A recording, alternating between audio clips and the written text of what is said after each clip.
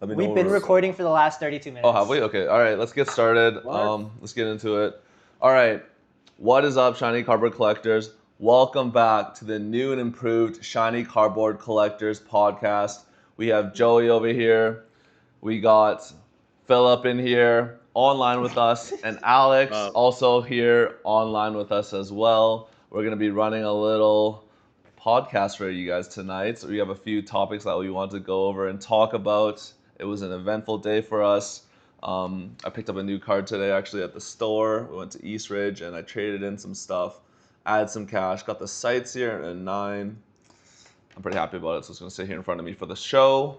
All right, so I want to hop into a few, I think were pretty good ideas or different good topics. Um, and then I wanted to kind of end off with some games. So let me find that. Where was it? Okay, the first topic was, I guess I didn't even, did I have it here?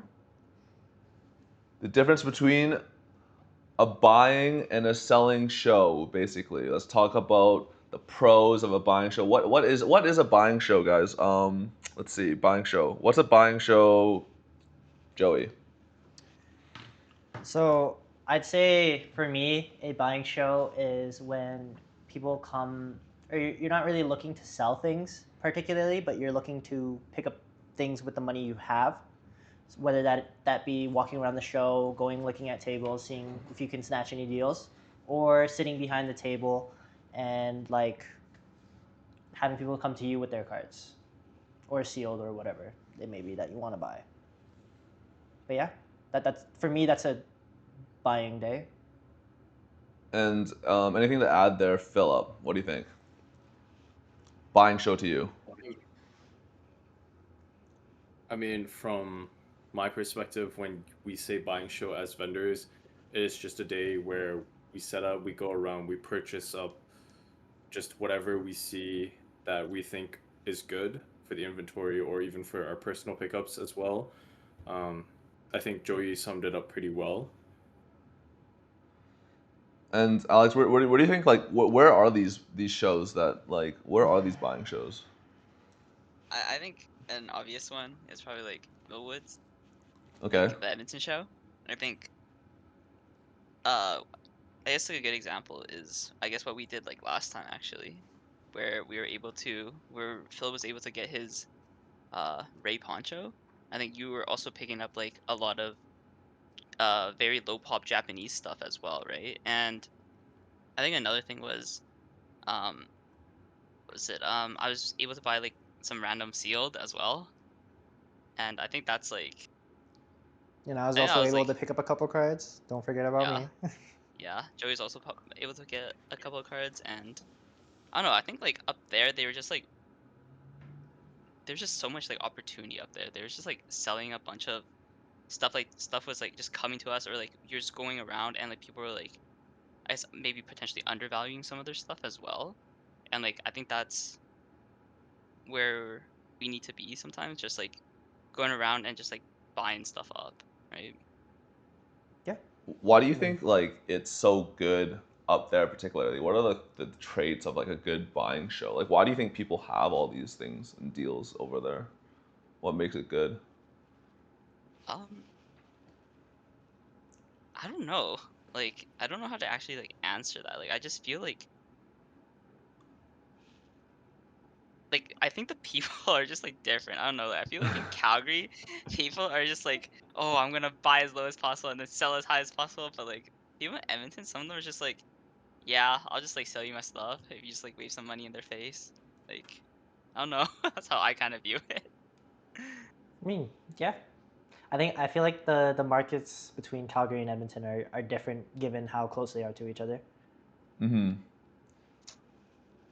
Yeah, I Like, do agree with that. I mean, up in Edmonton, it does seem like most of it, like you see a little bit more of like the ponchos, the screams, the munches, just like Japanese exclusive promos. Like back at Overtime, we don't really see the same selection as we do up in Edmonton. It's a mm-hmm. whole different concentration of, I guess, like inventory there. Yeah, I think. another thing too is like we're always at like these Calgary shows, so maybe like that's why we see everyone's stuff more often as well, right? Mm-hmm. Like we just like, oh, like he has that still, or like, oh, he has that still. Mm-hmm. But like in Edmonton, I think since we go like less often, then it's like also like a factor in why like, oh, that's new, or like that's new. I haven't seen that vendor yet, and Yeah. just like look at other people's stuff as well. So I think that probably plays I, like I an think important factor I in that. think one thing that also I can add on to all your guys' topics there, or is that like I feel like Edmonton may be a more closed off kind of city versus Calgary in terms of like Calgary. There's probably a lot more people coming in and out of Calgary versus people coming in and out Hmm. of Edmonton, right? So like Yeah. when that's the case, that means a lot of the stuff that people buy, it's just stuck in Edmonton. Yeah. So that's why there's like I think more rare niche things that when we go over there we're like holy moly because it's just been stuck in Edmonton. Versus things in Calgary I don't think we see as much as we do in Edmonton because people come into Calgary more often, take these things, move out to other places. Again, traveling is a big thing that has to deal with it. But I think the concentration of deals is always going to be in the places that are the hardest to reach. For instance, like if we were like in Nunavut or the Northwest Territories, and there's a dude there with a Pokemon collection, I guarantee you, and let's say they've been there for living for years and years, like generations, like it will be fire, you know? Like there's not like the fact that someone would ship out cards there and just they're not going to be moving around, right? So like I feel like the smaller towns that you go to, the deals are going to be plentiful because the thing is if there are any deals at all, if there even are any cards, they're going to be good because I don't feel like cards would move out of these areas as frequently as, for instance, I guess, I mean, we can talk about Calgary, but also when we go into the buying shows like Vancouver, Toronto, way bigger cities, right? Um, or we go into the selling shows, sorry. Yeah. Um, yeah, I mean, so let's move on to selling shows and see like what I mean, Joey, you've only been to basically Calgary and Edmonton anyway, so you can Yeah. kind of compare. Do you feel like there's any differences between Calgary and Edmonton in that regard? Like, I feel it's much. I don't know. I haven't really thought of it much, but I say one thing I can notice is at Edmonton they don't really buy, or they don't really you don't really sell much.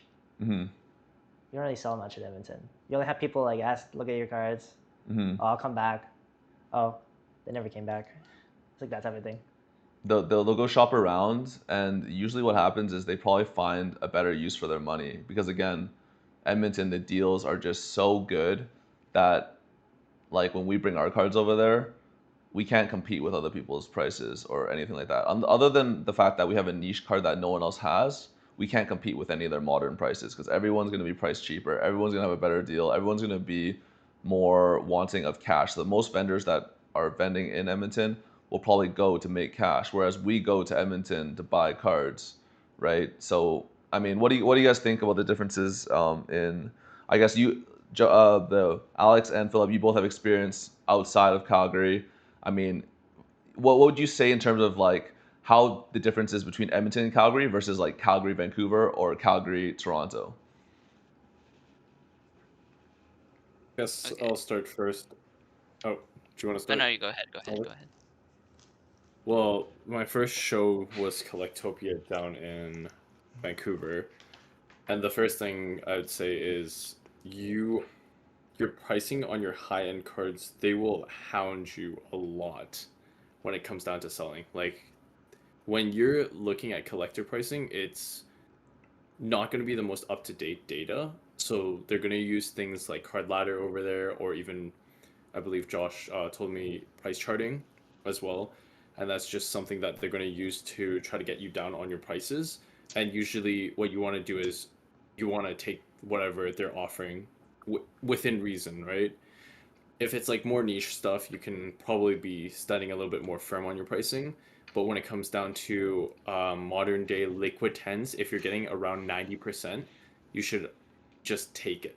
Because at the end of the day, that capital you can reuse to get other things. So if someone brings you a niche card, or if you find a lot of niche items, you can always pick them up with this new capital, right? Because you're at the end of the day, you're freeing that back up for new things. And more valuable things. Yeah. Maybe. So moving things faster, being okay with taking a sort of percentage cut. So you mentioned Collectopia. Are you seeing like what would you say so like do you just feel like things are like what moves better in Vancouver versus Calgary? You know, you mentioned Collectopia. Like what do you think is the difference for people in Calgary that have never flew out to Vancouver for a show? Like what are they missing out on right now at a show as a vendor or someone just at the Vancouver Well, show?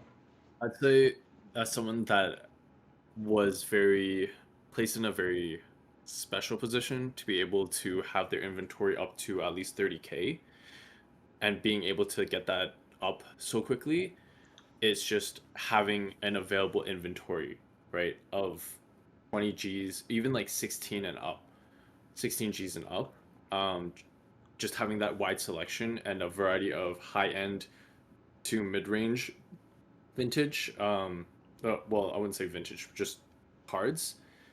What I've noticed is that a lot of the tens, doesn't matter what tens they are, they're more liquid, and people are more attracted to that in that market.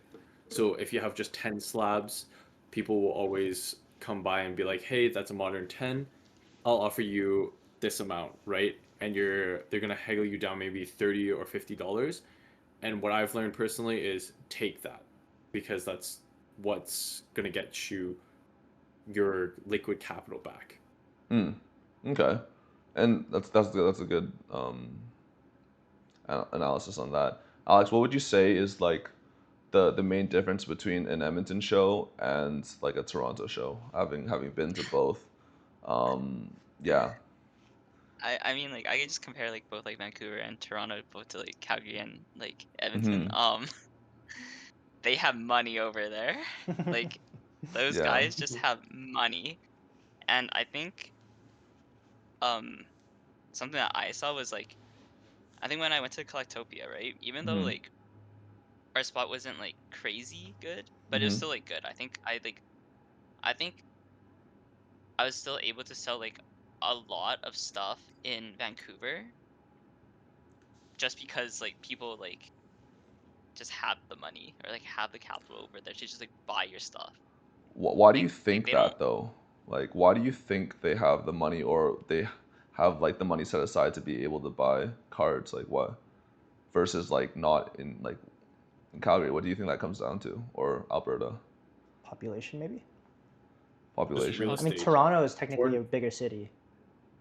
Okay, yeah, like just Toronto's a foreign bigger investments, foreign I would say. investments. Like Yeah, foreign investments, like the reason why there's so much capital, right? It goes back to just like foreigners buying up a lot of property, pumping Mm-hmm. that up in the late, like I think like sometime in 2010, during that period, like Vancouver was just known for just buying up, like people coming in with boatloads of cash and just buying out a bunch of properties, right? Yeah, And and it's just that concentration it of drips wealth. down. The money drips Yeah, down the it's like a line. trickle down effect. Yeah, for sure. No, for sure. There's a lot of foreign investments, a lot of foreigners coming over. Um, I guess Toronto too, and I guess not only that is like you can say if we're not talking about this like either foreigners from China or the States too. I think the States are very very close to like Seattle. You got to Vancouver, like you got like New York and Hmm. like Toronto. Like I mean, just a lot of United States money I think starts coming into the picture, especially in Toronto. hmm I wouldn't say like we noticed it a bit in Vancouver, but I don't see it as often, honestly. As every single time I'm in Toronto, there's always USD all around the show. Um, hmm and when you know USD is coming into your show, it's just like this is a good selling show, right? You just know, like you'll never see USD going into an Edmonton show. Like no one will ever have that over there. That is Um, very true. That is something I noticed in Toronto is a lot of people giving you USD yeah, on your deals, Really? but yeah. also no one accepting No USD one as accepting well. USD, exactly. Of course. Because, yeah, I mean, I guess maybe something to think about in the future with USD is like, if we don't accept it, we can kind of be like, hey man, if we're gonna accept your USD, we'll take it at 90%, right? I mean, 90% that's the That we currency could, I exchange, right? mean, I- everything, don't they Right? like, aren't there fees to exchange? For sure, there are. Yeah, there definitely are. Um, I mean, yeah, some places like if you go to a McDonald's, I'm pretty sure they do like some food places they or do. just retail locations do hit you with that Yeah, 90% or whatever conversion rate, right? yeah. Because at the end of the day, it's like they have to take on that risk of converting it at that rate, and it could be lower than what you gave them in USD, right? I mean, So technically, yeah, for sure. Canadian dollar is weaker. Yeah. Some of Yeah. them take it at even. Some are just like, if you pay with USD, we're taking it even kind of thing.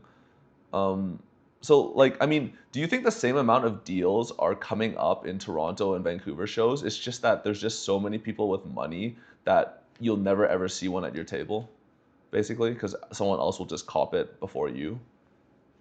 Maybe. Yeah. Um, I mean, I would say honestly, there were deals that came through, but I feel like just because of the concentration of just because like you come back from Vancouver and I see I'm just like, yo, where did you find this deal, right? So I wouldn't say like it's impossible. It just depends on the shows, right? Because I know that you do at least once a month at minimum. You go down to Vancouver and you come back with some crazy heat that I've never seen before. And I'm Hmm. just like, I want that for my personal, right? And you get some like crazy deals here and there, and I would say it's not like there aren't deals to be found, right? Like going back to Toronto for an example, we were walking around consistently. We saw a lot of deals that we should have picked up at the time, but we didn't, right? Like I'm going back through my camera roll and I see, hey, Ray Poncho in a 9 for 7K. Why didn't we pick that up, right?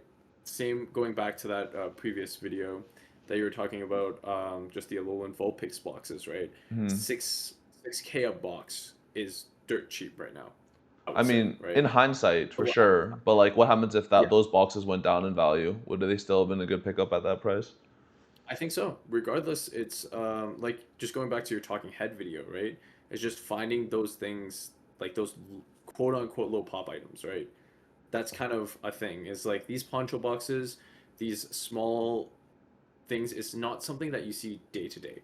Like even the half art ponchos, like I know you were giving me a little bit of shit for it, but I still believe firmly that half art ponchos right now, you don't really see them often.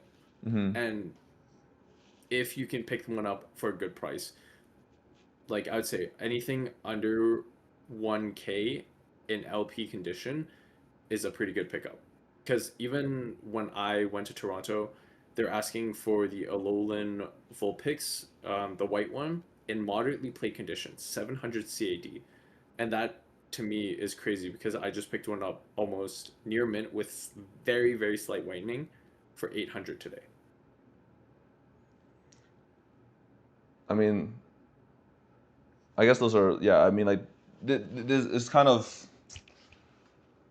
I guess that kind of points in the point, like buying shows, selling shows. There's also, I think the idea is that there's opportunities all around, whether or not you're at a buying or a selling show, and even like on eBay. Sometimes, like I think, I don't know. I used to think that like I could only buy product at a buying show, and I can only sell things. I should only be selling things at a selling show.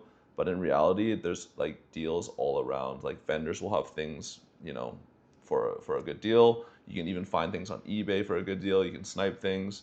There's just so many options that go with that. Um, there's value everywhere. exactly. Like, and it just makes me think like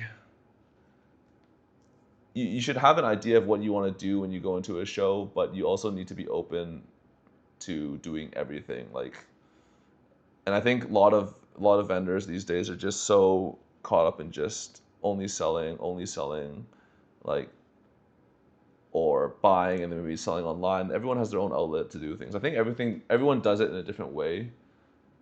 I guess we're us just doing it in this way is just kind of our own niche and how we kind of see fit. Um, yeah. Yeah. Interesting I takes on mean, that though. to digress from this topic, we going back to the main topic of just trying to find deals, right? There's always going to be a deal somewhere to be found, right? It's just depends on how many people are going to the show, who's bringing what. It just all depends if you land lucky, right? Like Tim, for an example, found that Umbreon for $300, right? PSA 5. It was super nice of an Umbreon, and I was like, oh my god, like why didn't I find that deal, right? Mm-hmm. It's just you need to know Oh, in how Toronto. to. Right. You found the Yeah, Skyridge and it's just like Umbreon? Yeah. yeah, and that was really nice. Like that was a steal for $500 or three. No, if you paid 300. I think it was Sorry. unlimited too. Yeah, and that's what I mean. It's like just because you're at a buying show doesn't mean there's not going to be deals, or there might be quote unquote less deals. But even that's where you can go out to find deals, or you can wait. Because at the end of the day, you're going to still get one or two deals that make up a pretty good chunk of what the days that Mm-hmm. you're at the show, right? Okay. So Because so people so will always imagine this be. though. Like imagine this. This is a question I want to ask Alex. Then imagine this. I'm Okay. preparing for like a Toronto or a Vancouver show. Like, what should I do? Like, what are you going to be focusing on leading up to it? Mm, I think if I know I'm gonna fly to Toronto and Vancouver, I'd probably want to like buy buy stuff up like while like I'm in like Calgary and Edmonton. And I guess like I might just like have it out and then like have it at like maybe like a price that's maybe like over market or like how I see um or like the like maybe like lowest listed something like that, right? But then like I kind of want to bring that stuff most likely over to Toronto and Vancouver. Let's say Mm-hmm. like I buy stuff like here maybe like at like 70% or like Mm-hmm. at like a good deal, right? Mm-hmm. But like over there, like someone probably one can like cash you out for your market, like your sticker, or like talk you down like maybe like 100 or 200 bucks, depending on Mm-hmm. like how big the card is, right? And then or like some guy can just like, oh, I want like all this stuff, like like a bunch of your like higher end cards and just buy you at like 85% or like Mm-hmm. maybe that like 87.5 or like whatever number it is, right? Whatever percentage it is. And I'd probably be like pretty like happy with that because like I know that I'm in on some of that stuff lower because I was able to get it in Calgary and Edmonton for like maybe like a lower price. Mm-hmm. And then some guy is just gonna cash me out and then again just use that capital again and go back to Calgary and Edmonton and just do the same thing, right? I think that's how I would go about it. Yeah. I mean, you buy low and then you go to a place where people are paying high, and I mean, at the end of the day, like I think if you're able to find deals that are like Hmm. at a low, like I think again, it's just the people in Calgary and Edmonton are they just how do I put it? It's just they value cash more than card value, and then people in the bigger cities value card value more than cash, because cash is more abundant in big cities, so that's why they value that less. Card is less abundant in big cities, so that's why they value it more. It's like gold. If there's a lot of gold, it's like kind of like how we mine. I guess Alberta they mine oil here. Is that a thing? Yeah. It's kind of like mining card value here. I kind of like to think of it. We're mining card value. We're able to acquire it at a cheaper dollar per card, and then we're able to go to a place where it's harder for them to mine card value and sell it at a higher rate. Um, Traveling is so important. Traveling is so actually important.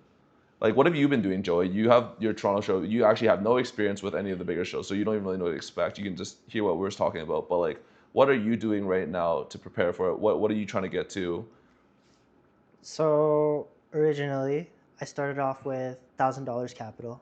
Went to Edmonton, which was perfect for a first show to have buying power at because that I would consider it a buying show.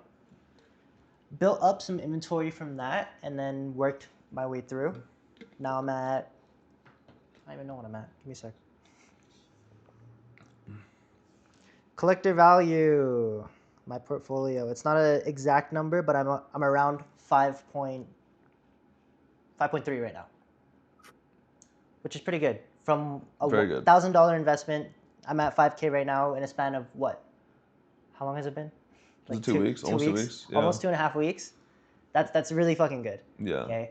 My goal before Toronto, which is in about a month, less than a month, 3 weeks, is to try and get to, I don't know what my goal is. Try and get to 10K. That was my original goal with that 1K, but now I'm at 5K. Maybe it'll be more. Maybe I'll try and get to 15K, but I have to see where it takes me. But my plan is to build up that inventory, go to Toronto, sell some cards, maybe find some more cards there, bring it back to Calgary. Yeah. And then just rinse and repeat, right? For sure. Just keep building up. But honestly, since I haven't been to Toronto yet, this will actually be like my first flight ever in my life. Haven't left That's crazy. Calgary. I've only driven places. Mm-hmm. But I don't know what to expect from Toronto besides the things that you guys tell me. Mm-hmm. But yeah, this I guess is what I'm trying Phil, to do. what would you tell him? What can he expect from Toronto with his, like, you know what his portfolio is like, you know what the kind of stuff that he's building. What if you were to tell someone or explain to what he should expect, or what do you think is going to happen when he goes over there? Well, first things first is the 1K to 5K, I would say, is not always the case. It's just as when you're starting out as a new vendor, your ability to grow it is all dependent on what you buy, right? And how familiar you are with the market. So because we're able to help Joey out, and he also has like deals just kind of brought to him, it's a lot easier to grow that portfolio. So that's just for anyone out there that is actually trying to grow their own portfolio. Just going into it, don't expect like a exponential like growth, like similar growth. It could happen, but don't always have that expectation. But going into Toronto with his inventory, I'd say he's still a little bit weaker on his side of things. He still needs to strengthen it up with a little bit more tense variety of 10 slabs, modern liquid singles as well. Because at the end of the day, as much as there's going to be a lot of vendors with the same stuff, it's just, are they willing to move on their pricing, right?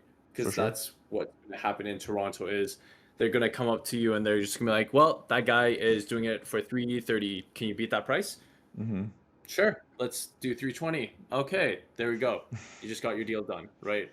That vendor that didn't want to move $15, Lost that deal. I have experienced this firsthand. Josh was giving me shit for it, but you are going to lose out on that sale and you are going to be stuck with that card or slab, right?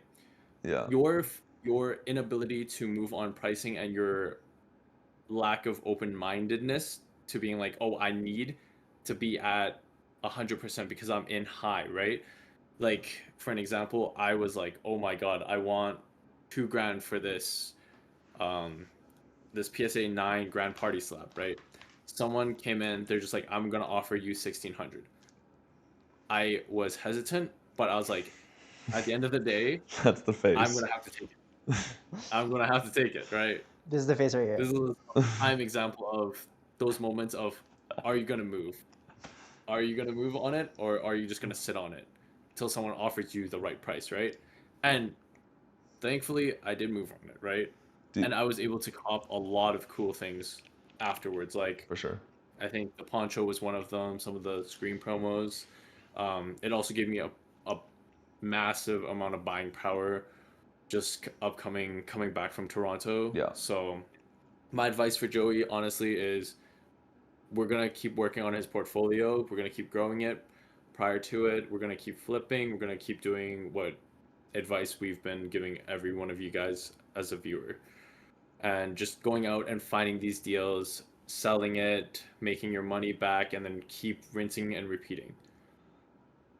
So, yeah, I mean, I actually have a question as well that I want to put out there. Like, do you guys think that like you talked about standing like on your deals and not backing down? Do you think like you get more lenient as the more like the more cash you see? Because I know there's a big shift in both of you guys with your cash piles. Like initially, Philip, I know you just loved collecting cards, buying cards, and you never really stacked up your own stack of cash. And then Alex, the same thing. You never really had your own stack of cash until you started vending. Like Alex, what was your experience? Would you say building up that stack of cash? Because I'm pretty sure there's a lot of maybe vendors or Pokemon collectors that they never really ever experience that, to be honest. Maybe they get the cash from the show, they use it for beer money, or maybe they get the cash from the show and they just put it back into cards immediately. They feel like they need to buy. They don't actually save up 1,000, 2,000, 3,000, 4,000, 5,000, whatever amount it is. Give me your opinions on it, Alex. How does that make you feel when you first started doing that? Well, I think obviously like I like money, like Mr. Krabs. Who doesn't like I money? think um I think for me it was like when I first got into it, it was like, oh, like I have all this cash, like I need to like go out and like buy some stuff at like percentages and whatever, just like click quick flips, like in and out, in and out, in and out kind of thing. And I think that was like one of the main things that like allowed me to like generate so much. And I think when you mentioned like leniency like on your price, I think like sometimes you do have to be lenient because like like no one really wants to pay market, right? Like I don't even want to play market for even cards that like go into my PC, right? Mm-hmm. Like I think I think some obvious ones are like, hey, like your slab's like 630. Can you do 620? Sure, man. Like it's $10, right? Like there's nothing like crazy about that. Or even like $20. I don't think that's like crazy, right? And I think what made me like a little bit more lenient or like just like I think I was kind of like this like from the beginning. Like I just kind of know where I'm at with like the like what my in is. So I'm like, oh, like I'm willing to just like sell it right away, right? Because we know that with that 620, you're just gonna use that and then just like either one save it up for a bigger card or like use that to like 70% another person, right? So Mm-hmm. like what is like 620 divided by? Let's actually just By quick 630. It's probably like what 630, 620. 95, 96. Yeah, like it's like you can buy a card for like or you get like $890 of value, right? You can Mm-hmm. buy someone's stuff out at Oh, I see. that Yeah. price, right? Yeah. So with that 620, right? And then again, like use that to like flip again and then flip again and flip again, right? Um, yeah, I think that's kind of like how I see it now. I think as like I watch like this cash grow, I'm just like, oh, what do I want to buy next, kind of thing. What am I trying to like work towards, or like what do I want to see in my inventory, right? Like I'm just wondering because like in the Mm-hmm. beginning when we were all kind of like starting out when we didn't have really big cash reserves or we weren't growing our cash that big. Like I feel like Yeah. you'd grow 1,000 and you'd spend 1,000. You'd grow 1,500, maybe you spend 1,000, you keep 500. But like now Yeah. we're growing. It seems like we're growing to a point where we hold more and more and more because we just want bigger and bigger cards in a way, right? Mm-hmm. Mm-hmm. Is Yeah. do you guys kind of feel that, or is it just like why do you think that's happening, Philip? I guess. I mean, as you grow, right, you're always gonna want. It's like going back to the whole idea of just in life, right? You'll always want more. It's just like when you first get your first $1,000 job, right? You're gonna be like, okay, not in that's sufficient for the time being. But now when you get $2,000 per paycheck, let's say, right? It's gonna be like, oh, I want more, right? I have access to more things I can buy, right? And that capital freedom. It's like for me right now, it's like I purchased my second poncho ever, but this is a purchase where I'm not hesitant at all. I don't have to worry that I just spent X amount of dollars on it because I made every single dollar into it, and I'm very okay with just holding it, right? Versus my very first poncho, I used up all my inventory money plus some personal money just to afford one. And it was just like, oh my god, I look at it and I'm just like, what am I doing, right? I can't be affording this. This is with like above my means, right? Yeah. Versus now it's like what I can now own a Rowlet not or a Rowlet It feels like 9. you've earned it, right, in a way, versus Yeah. like you expensed it on your own personal kind of doing of like, working a job. But it feels like you've put in effort into Pokemon and it's produced money which you can spend back on Pokemon, I guess. Is that kind of Yeah, it's kind of that. And then with that also being said is like I have to keep on growing this capital since I've invested a lot into my own personal collection from my own personal funds, right? Of my savings, I've taken out a good chunk of it just to buy cards that I really wanted, the Mm-hmm. that I really wanted to own for a long time. And then just going now, taking that and then putting my PC practically and parting that out into my inventory. I really hope to see like greater gains and to own like I don't know, a gold star Ray at the end of the day, right? Something crazy like that. I feel like the hunger just never really ends. Like as you start getting cards, building your portfolio, you just want more and more and more. Actually, one thing I've noticed of someone though who doesn't PC, Alex, I know he doesn't PC. Me and Philip have a problem with PCing. I PC Gengars. Philip PCs whatever is under the sun. But Joey, since you started, you haven't really PC'd anything. Have you had any like thoughts or wants to PC anything? Actually, I've always been curious of that because like at all the shows, have you even PC'd a single card yet? No, I have not.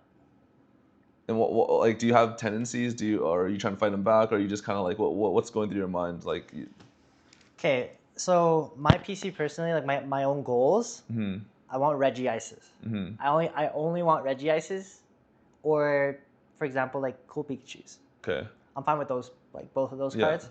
But I know right now that if I PC something, I lose out on that part of my progress. Yeah. Right.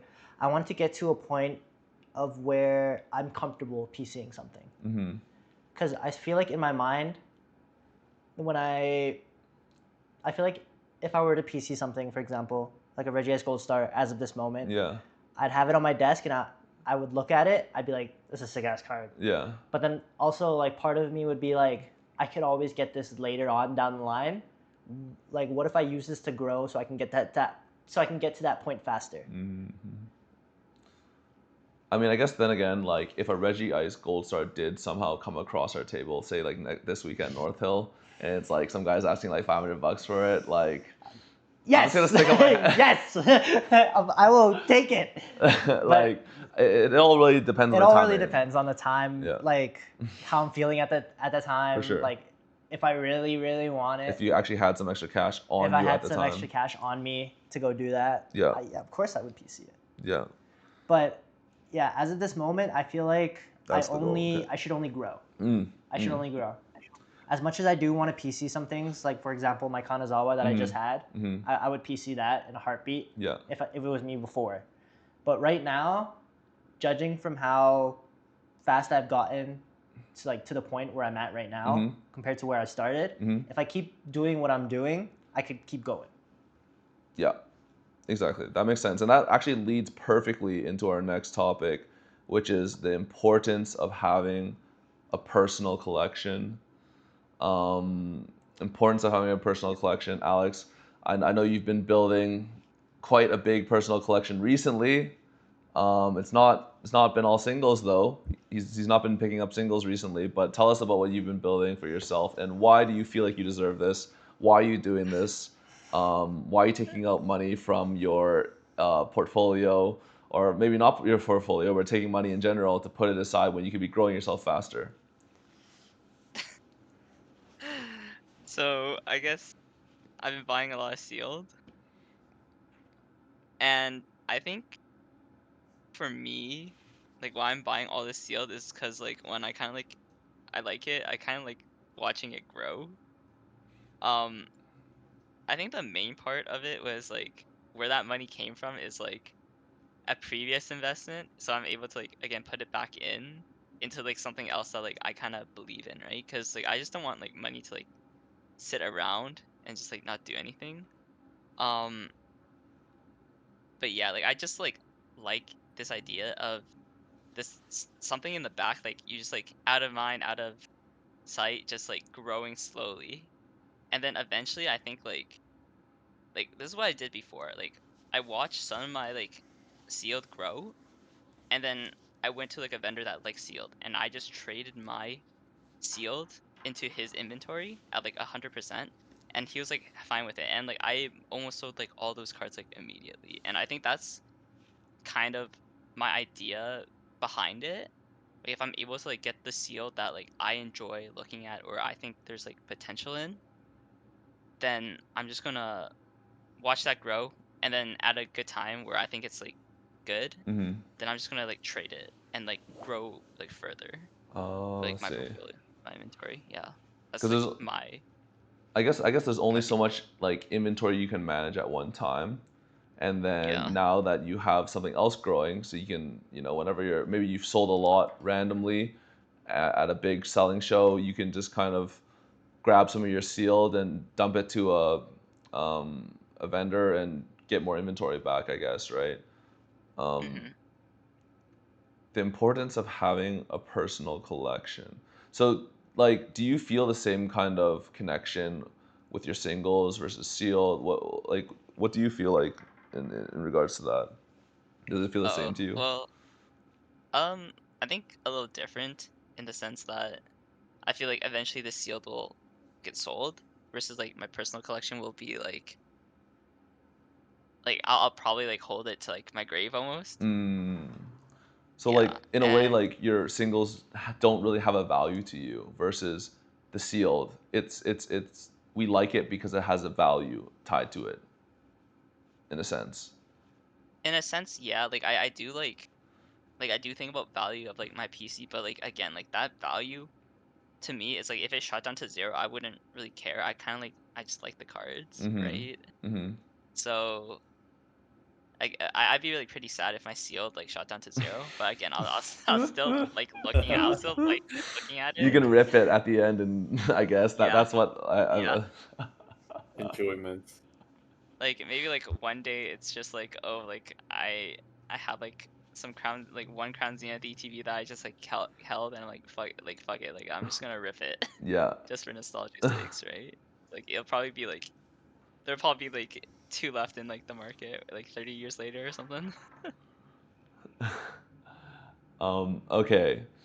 The importance of having a personal collection, Philip. Why is it important for everyone to have a personal collection? And what do you think about the people who don't have a personal collection? Um, yeah.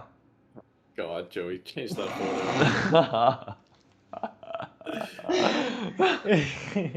Okay, my bad. I'll go back to the other one.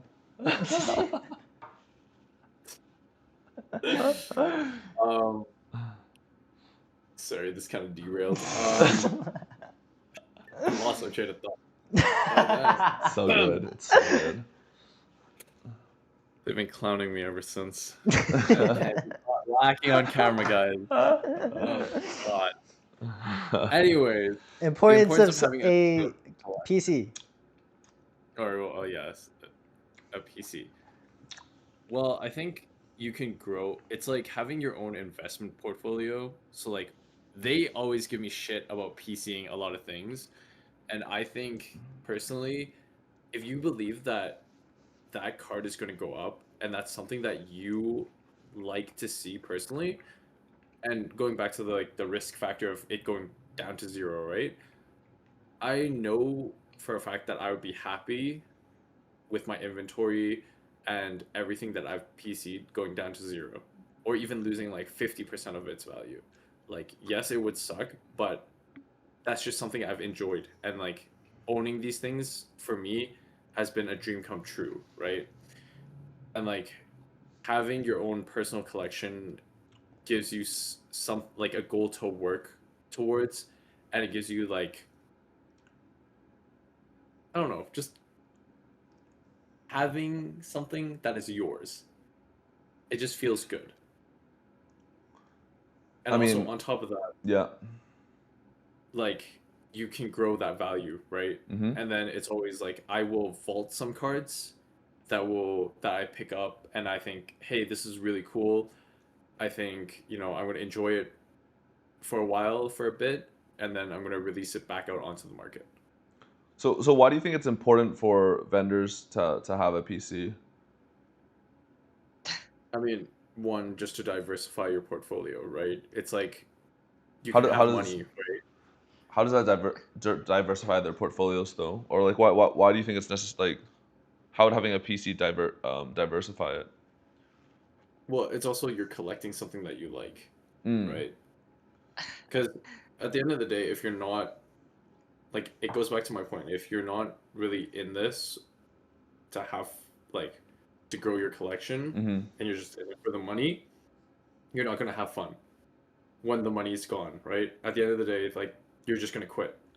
Because there's a few vendors that we know personally that have come in from a different hobby, and they're just like, "Hey, I see the value in this," and then now we don't even see them at shows anymore. And they're all thinking just money, money, money, right? They say they had a quote unquote PC, but they stripped it down and sold every single part of it, right? Do you think it's because they just like money a lot, like way more than Pokemon cards, but we just like money and Pokemon cards? Like we obviously like both of them, like but like is it because we like it equally and they just like money just so much more than Pokemon cards, or do you think they just don't like Pokemon cards? They just like money.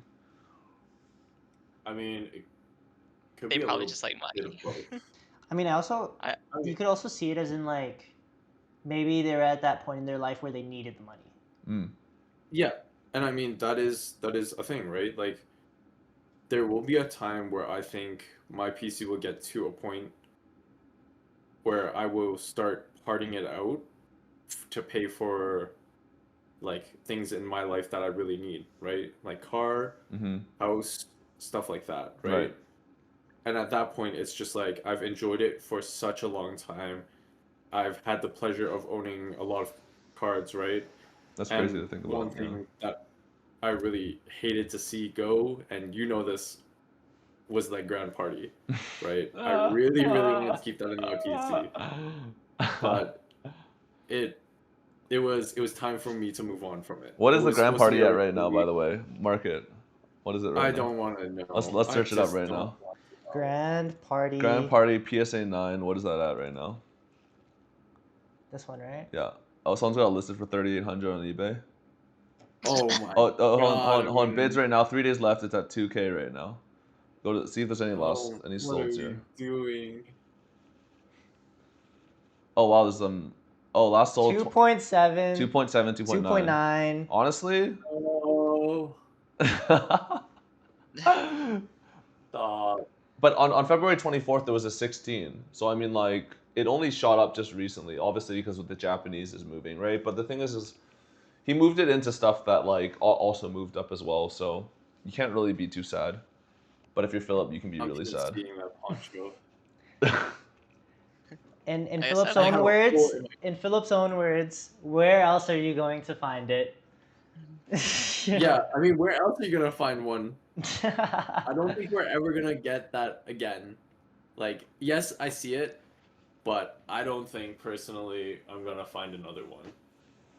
Yeah. Like, it might cross my hands again, but I personally would not put it back in my PC because I usually have this What if it one. was a 10? It's a weird rule of mine where it's just like once it leaves my hand, once it leaves my PC, I don't think I will ever have that item back in my PC. What if it was a 10? I don't even think I would care about it anymore. Oh. It's about I've owned it, I've enjoyed it, it cycles through, right? And that's also I think PC, right? Because in different phases of your life, you will want certain things, right? And it kind of goes back to collecting too, right? Certain phases in your PC, like when I first started out, Josh knows this very well. I love my damage cards, right? Still does. Value is there. You get to Still own does. that card for a fraction of the price, right? But like as I went on and as my means grew and I had the ability to buy better condition cards, right? I started to realize condition really matters in terms of collectability and longevity of your personal collection, right? And then he If you also were to ever started sell to it, he also started to know that, oh, I could buy this damaged card and then get Joey to fix it. Right. Joey fixes cards, guys, by the way, so we'll plug him right Whoa! hit him now. up. Hit him up. I have a big he does backlog an right now. amazing job. He does have a big backlog. He does really, really well. But if you guys really have cards that you're interested in, you know, they might have some issues, let us know. We can send them his way. We can figure it out. We can get it done for you. Only up to a certain Alex, amount. what are you gonna add So there? if Not only up to a Cash- certain amount, but I will say the pricing is a the pricing minimum. varies on the condition of the card, what fixes I'm doing, what I'm gonna For be sure. doing to the card, how many hours it's gonna take me. But then it also depends on how much the card is worth. Yes. The bigger the boy, the bigger the price. Yeah. Say if you give me a Ray Poncho, fucking working on it, 7K card, bro. Yeah, I'm not gonna. There True. might be a little bit of insurance on that one. Oh, speaking of Ray Ponchos, we ran into Will today too. Oh yeah, we did run into Will today. All right, Wait, Alex. sorry. Yeah. in what's up? Calgary. Oh, Yeah. no. We saw him we saw Willie at East Ridge. Oh, that vendor. Oh. Yeah, the guy Oh, with the With the PC ponchos. Ray Poncho. He Yeah. has he had the Espeon. Was it Espeon or was it Espeon? Glaceon EV Poncho? Which one was it? Oh, did he? No, that wasn't That was a him, half was it? art. No, this is the guy that had the Ray Poncho, and his friend in Japan that came back over at the Shining Ray Poncho, and they were like slightly MP, the Oh one no, with no, the I was nose. talking about in his case. Oh, in and his case. that was him. He was That was vending him. too. Oh, Yeah, he was vending at Oh, I see. at Overtime. Yeah. Got it. You remember him. You Yeah, I remember him. remember. now. Do you think he Yeah, has a PC? He does have a PC. Oh, that is he his whipped it PC, out. He whipped right. it out in front of me and Philip, and then we That's saw where the you saw the poncho. we saw the poncho. We're like, what the fuck? Oh. Remember that, Philip? I that's still what we were want that talking about. poncho. Well, I mean, yeah. we all want the poncho. Even I want the poncho. But so we talked to him today, and apparently he got the poncho from his friend that used to live in Japan. Mm-hmm. His friend offered him the poncho, but he said no. But he's gonna be talking to us later. I don't know. He's gonna whenever. ask his buddy. He's gonna ask his buddy. He's gonna. what his price is. Then maybe we can give him something on top, and then we can cop the poncho. Yep. So We'll we see. might be looking Another into the poncho for you Yeah, into the hopefully. team. Yeah. Any more thoughts to add on about the importance of having a personal collection? Anything that you've seen? I think okay, I like may have like egoed like Philip's like entire thing about it, but like or like half listened to it, but I think like another thing like why I got into vending was because I want to grow my PC actually. Like I'm able to like grow my PC without like having to like add extra money on top like from like my like from like money that I've like acquired from like work. Like it's just like the hobby like pays for itself kind of thing, right? Yeah. Mhm. I'm able to like sell cards, make some profit, and then all that profit potentially goes into like me buying more cards and Mhm. like for myself and like or like comfortably buying like more cards for myself. And I think like I've done that like when I first got into it, and I think like every now and then I'd like maybe like PC a card, but like that's like very like so like often like I'd only do it if I like see something that I really like kind of thing. And I think that like was able to like like keep me going kind of thing. Right? Like I was like I feel like if you don't really have something like to work towards or like something that you enjoy looking at or like something that like you can put this money back into that like you like, Mhm. it's like you don't I don't think you go as far as like other people thing. That's actually I feel hella like true. you might get like I feel like you get like phased out eventually. Because the money's just I not mean- enough anymore. You're making so Yeah. much money, but Yeah. like you're not really building anything, unless you're really Yeah, responsible and with the money and you really needed it for something. Yeah, But and I think like another thing to add is like when you said that people like maybe they don't have a PC, right? Mhm. And like why do they do this like vending? Like I think one, it's like fairly like easy Mhm. because you're just kind of just standing there like, hey, like selling some cards, like that's like, and like sometimes you make like thousands of dollars, Yeah. right?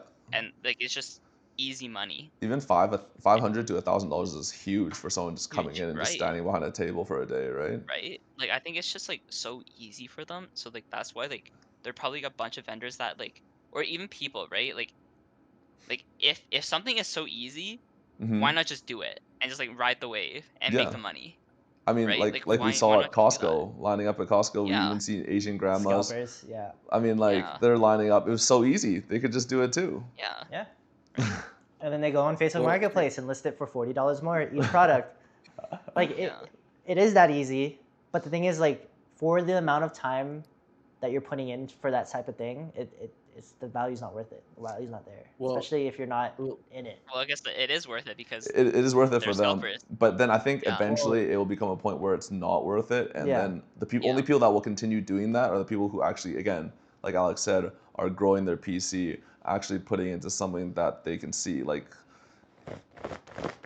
I well, can't even really comment on it, but yeah, like well, go Philip. vending isn't that really easy, I would say.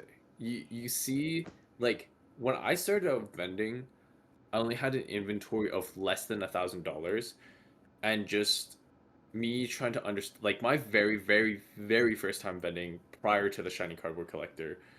I was building my own brand with my friend. We did our we did part ways because we just didn't see the same in terms of where we wanted to be in terms of a brand. So just working with them, right? And just having a team is very important. Like I don't think I could have done it solo.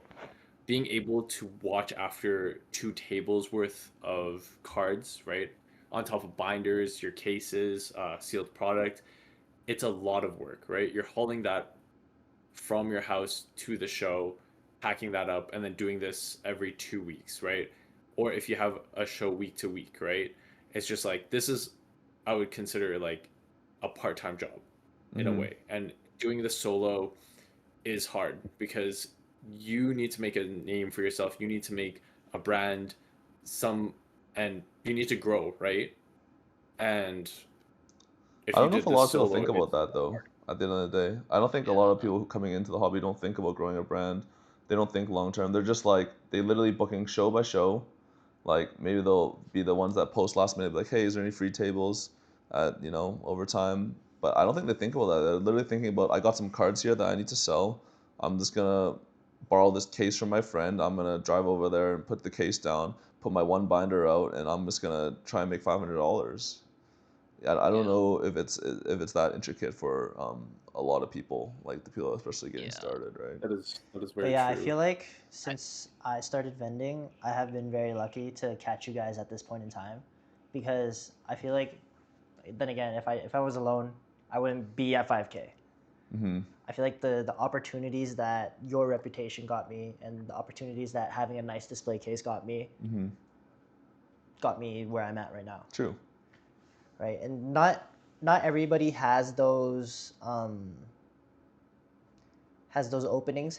Not everyone has those opportunities, Mm-hmm. but that's something that people should be working for, or Mhm. working towards in the first place if they want to grow as a vendor, Mm-hmm.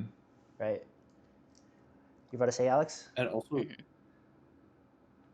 sorry. Yeah. I was gonna say like, cause I like, I kind of disagree with like the it's like a hard thing to do. I think, I think, cause I kind of started like the solo vending kind of thing. Mm-hmm. Dude, I'm liking. But I think like, um, for me, it was kind of just like for fun. Like I in the beginning didn't care too much about the money because I was just gonna put in the PC anyways. But I thought it was just fun. Like Mm-hmm. I just like interacting with people and talking to people about Pokemon, and like I think in some way I was like able to like kind of build like some kind of small customer basis because like some people like oh they like recognize me and they're like oh like we did that or like I talked to them like oh I remember selling you that card or like they just like come and just like hey like how are you doing kind of thing, Mm-hmm. right? Like I just like that. I think obviously I probably wouldn't have been able to grow as fast without like talking to like other vendors, like especially like just like learning from like Josh, right? Like I don't think I would have gone to like this point. but I don't know where I would have been like if I didn't just like ask questions kind of thing, right? Like I think it's like I had a good starting point, but growing is like I think the hard part about it, and just like learning how to do it in a good way Well, is also, sorry, just to kind of add on to your part, like when we started vending, like we were separate vendors, but I know like I've seen your inventory, and you had some crazy stuff. Like even starting out, like it was way better than what I had, right? I had to actually borrow Brandon's inventory to even get started because I didn't have the capital investment starting out, right? And that's like a thing is when you're starting out vending, it's really, really hard to justify spending X amount of dollars on on cards, right? Because you're just like, I don't even know if this is gonna sell. I don't have any knowledge prior to it. I'm just trying to grow my PC. I know I can get some deals from here and there, and it's just like you have to make ends meet just to pay your table fees and whatever else, right? Because you're paying it for the opportunity to be there, and You you're know, hoping, like yeah. to add on to your point, I think a lot of vendors who start out, they've never bought cards from someone. They're just someone who just opened a bunch of packs maybe a couple of years ago, had a binder sitting in their closet. They go to their closet, they open it up, like, wait a second, like there's a show, there's people that sell this stuff. I can go out and sell. It's like anyone work like selling their artisan crafts at a flea market, right? They just realize they have all this crap and like they look it up, like holy crap, this stuff can sell a lot. But like I want to sell them individually because I'll probably make more money, right? I feel like that's like Mhm. what most of these newer people are like, and that's exactly how I was like, at least. It's not like I was going in without an inventory first. Everyone had to have some sort of inventory, and most likely it was not from like, oh, I like vending. I'm gonna buy someone's inventory so I can go vend. It's more like, oh, I've collected all this stuff over the prior years. I'm gonna start trying to sell some of it slowly now, right? I think that's how most Yeah, people get into this hobby in this space. I think like I feel yeah, like just through accumulation of collecting. right over a period of time. Yeah, Um, and I do agree with that because that's how I also started vending. Was like, oh, I realized, hey, I can actually sell some of these cards that I've been just accumulating in my personal, hmm and now I really want to upgrade some of them. And when I first started out, I had like a damaged Kyogre team Team Magma's Groudon EX, right? Split down in the middle. I sold it for $80. So at Bought the it end for of the like 30. day, is vending all it is just like a way to fast track your personal collection? Like, is that actually what vending really is? Like, everyone thinks that, oh, people are vending just for the money, but there are the specific people, and I think the majority of people are doing it to build their PCs. Because at least for me, like, I've always contemplated, am I ever going to sell my Poncho boxes? Am I going to ever sell my Gengar, like my binder? I'm always thinking about it, and I realized that if I actually sold my Gengars, like I would lose all those memories of what specific Gengar cards there are. If I sold my Poncho boxes, I would lose the memories of like acquiring them, and the cash would just fade away into expenses, other random crap that I buy, different investments, and it just becomes like a forgotten idea. And I feel like in order to stay in the hobby and be someone that continues to better themselves, you need to have a personal collection. Like as a vendor, as a collector, I mean, if you're a collector, you already have one, but like just someone who wants to make it in Pokemon, you need to have a personal collection. You need to be upgrading it. You need to be actually having items that you truly love and like. Um, yeah. Like career goals and ambitions, You're setting out personal development goals for yourself in a way. Um, yeah. Where are we at on time right now? How are we doing? too long. Close to 40 minutes. It's only been 40 minutes? 40, 50 minutes. Yeah. Only been What? All right, let's end off with our game then today. Um, okay. That's been an hour. I want to go to sleep. Has it been an hour? I think it's been close to an hour. Yeah. What should we do?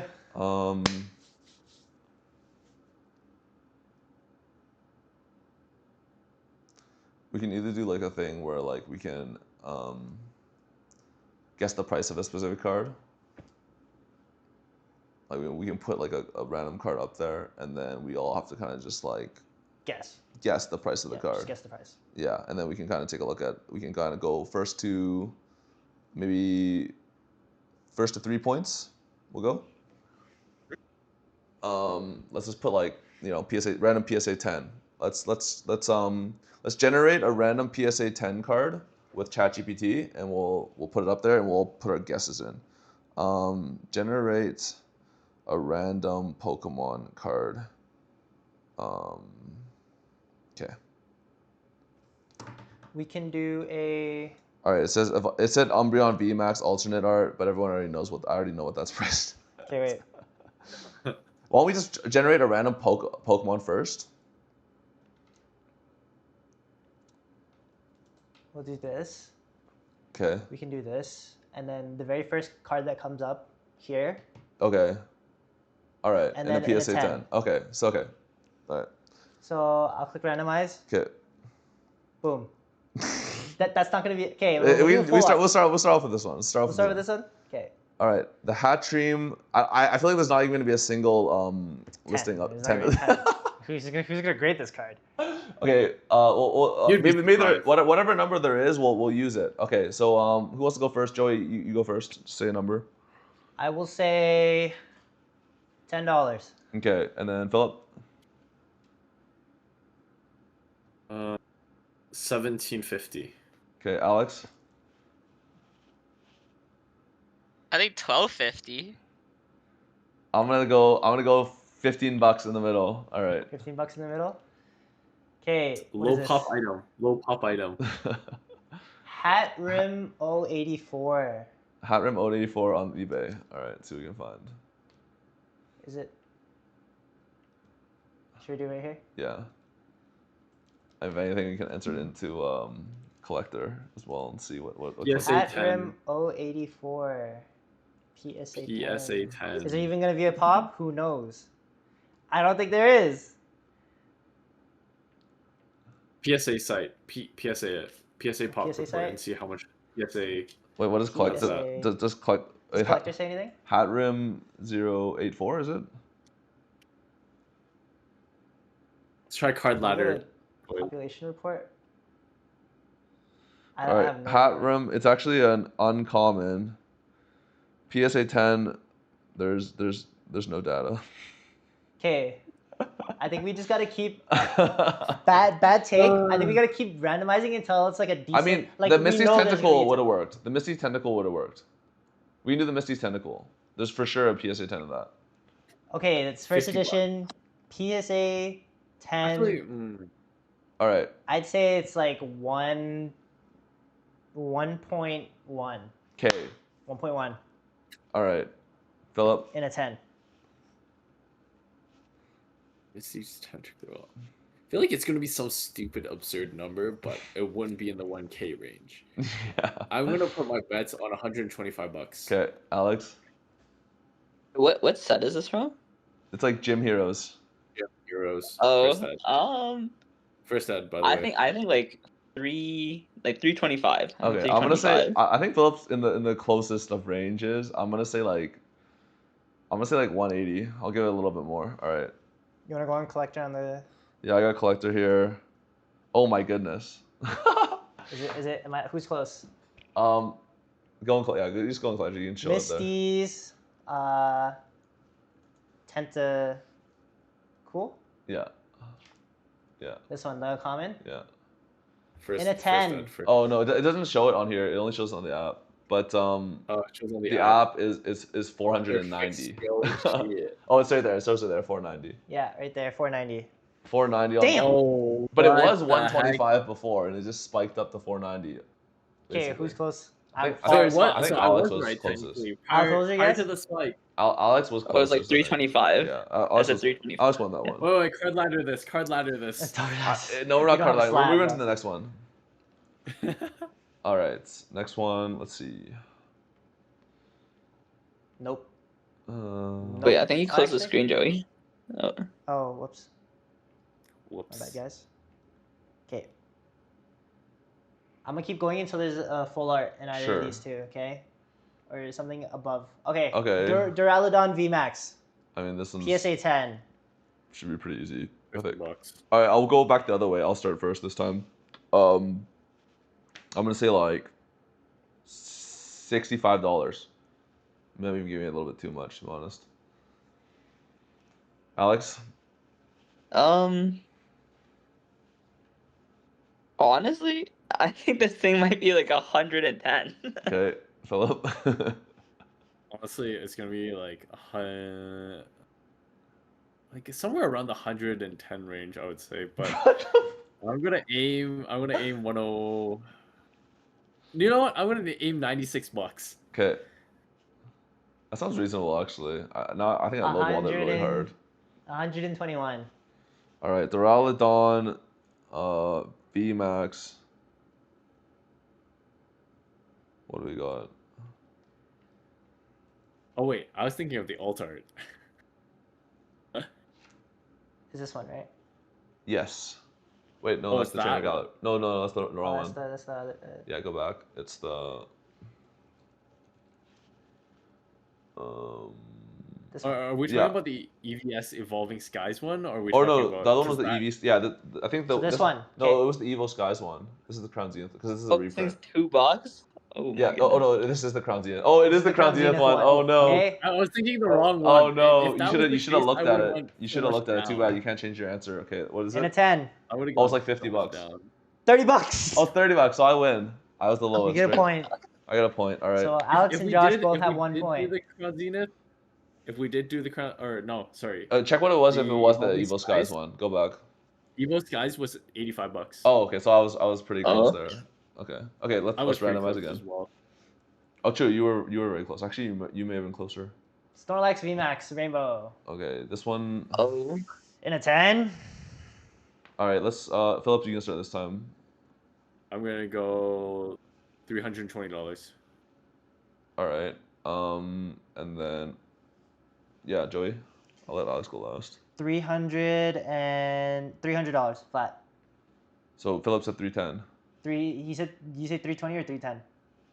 320. Okay, So Alex. 300, 320. Oh no, it's me. I'll say honestly, I would say 350 at this point. Then. Oh my god. I was gonna say 320, but I think it might be lower, 280. I think Okay. 280. Okay. Locked in? I have Yep. the price. Okay. So the price of The a rainbow. PSA 10 collector is 234. So Alex was the closest. Oh, okay. Oh, it's much lower. Yeah. Yeah, I'm surprised. I thought it Oh, would it be was at least higher, in the but then 300 it range. dropped. Yeah. I mean, I guess there was actually technically sales up here, so there was a 348. Like it was at 348, but it just maybe it had a low sale. Either way, like Alex wins off of that. So wait, is Alex at 2 points now? Wait, that's CGC Pristine. Oh yeah, Oh. still like No. 218, whatever. Yeah. Alex still won. Yeah. Okay, Alex won. Okay. Let's do the next card. So Alex is at 2 points. Victini V in a 10. Okay. Let's let 25. Alex, you go first since you're in the lead with points. I'll go. Whoever's in the I'll lead go with like points. $35. Okay, $35. I'll go next since I have another point as well. I'll just go. Well, we can't let Alex win, so I just gotta go 40. Someone better go I lower than him. say Someone's gotta go lower than him. 25. Okay. Well, I was saying 25. In a 10? I don't think so. Yeah. I think it's higher. Okay, I'll go 24 then. Oh, I don't think so. You know I think what? it's. No, I'm I gonna think go it's like 28. 60. Okay. I'll go 28. That thing's a V card, bro. But it's still a 10 though. I think V cards are still like it's gonna be like 40, 50 bucks. I think. Victini V. I wouldn't even say. Here, hold on. It's a $1 card, right? Oh my Same here. goodness. Is it $100? It's $100, isn't it? It's $113. Yeah. We got way off on that one. Uh, I mean, I got that one right though. All right, we're both at 2 What? points, so you guys gotta make sure you This actually thing- close the gap on us. Like, don't let us like. You have to. You guys, you and Philip Okay, we get to guess have first. to. No, we should guess first, and then you can guess around us. You know what I mean? Like, Okay. No, Like, up and down from that- us. that- no, sure. because then at least, yeah. Okay, Dark Machamp. Oh In god. a 10, So me and Alex will guess first. Alex, you can go first. Ooh, Team Rocket, first edition Team Rocket. I think someone actually tried to sell this to me recently. I remember. I don't even know like the raw value of this thing. I want to say like 450. Okay. in a 10? All right. Let him have that. Let him do that. No, I'm gonna say Dark it's not Machamp. I'm gonna say 3.4K. Off. That's very specific. That's very, very specific. it's almost like he has No, insider I definitely do information. not. I just. I say 2.6. Okay. Philip, I was gonna say 2.5. you gotta go higher. You have to should go- because you have you to should cover go all higher. You bases. should go higher than me because if it's higher than me, then you guys are cooked. But then if it's lower, then everyone's cooked except me. I mean, Oh, yeah. but I feel like I'm pretty off. I don't know. Machamp, Just right? don't because Joey's going 2.4. I'm gonna stick. I'm gonna I said stick with my 2.4. answer. Alex said 2.4. 4. You're 2.4. You're 2.5. I said- I said 2.6. I'm gonna 2.4. stick with 2.5. So you're going 2.4, 2.5, and then I'm 3.2. Okay. All right, let's search this Okay. one up. I have the GG's. data. I have the data. 450. I Ready? think. Yeah, man. You wish at 450. There's no way. This one, right? Yeah. It's $100 raw already. In a 10, it's 5.1.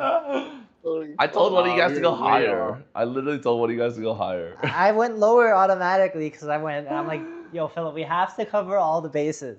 You have to go higher. Some guy offered this And to me. no, he decided to compete with me. He decided to compete with me. He went right. No, because He went that right was next to gut my feeling number. assessment I for know this because some Wait. guy offered it to me. Like I think it was Christmas or like a few months back, like 6 months back, and it was like 2.7 at the time. So, So you So I cheated. already knew at that point like it's probably went up more. Insider knowledge. It's very very low pop. This card. Like, It's crazy. yeah. All right, let's do a bonus round. Let's do a bonus round. We can just keep going because like we've already done some. Volo. Fuck Volo. No. Not these. Oh, Rocket's in my That's hand. gonna be. I mean. That was gonna be keep fucked going. too. Keep going. Keep going. Keep going. Just go. Just pick a number. Pick a number. Just like. Okay, pick a number, guys. Give me a No, number. go I'll 8. reroll that. Eight. 8. Okay, Go 1, 2, 3, 4, 5, 6, 7, 8. All right. Now let's look at. I Forever. mean, we can look at how this one. Let's do Pokemon Trader. Or I mean, we could or like so- zoom yeah, out zoom and out. choose one. Let's go rare Or candy. warp point. I'll have no idea warp point. Or yeah, either rare candy Rare or Pokemon candy. Trader. This is rare candy. Yeah, sure. Let's do rare candy. Scarlet Violet. This And is a for all the 10. marbles here. Okay. And a Um, 10. Why do I feel like this is gonna be either stupidly low or stupidly high? I'm pretty sure this card is worth like probably $10 if anything, 10, 20 bucks. So Yeah, 10, 20 I can imagine it being like $80. I mean, I'll just come out first and say $80. Okay. Alex? I'll say if he goes 80, then I just have to go 100 then, right? Yeah. Okay. I'm gonna say. Surely this thing has is SV. I'm gonna say $75. Okay. 115. Okay. So you got okay. Pretty good range. Okay. Rare candy from SV Base. Wow. $10 raw. Come on. Show me the money. Almost $10 raw. Okay. $70. Wait, didn't I say that? I said pretty close to that. No. No, Phil said 75. What did I say?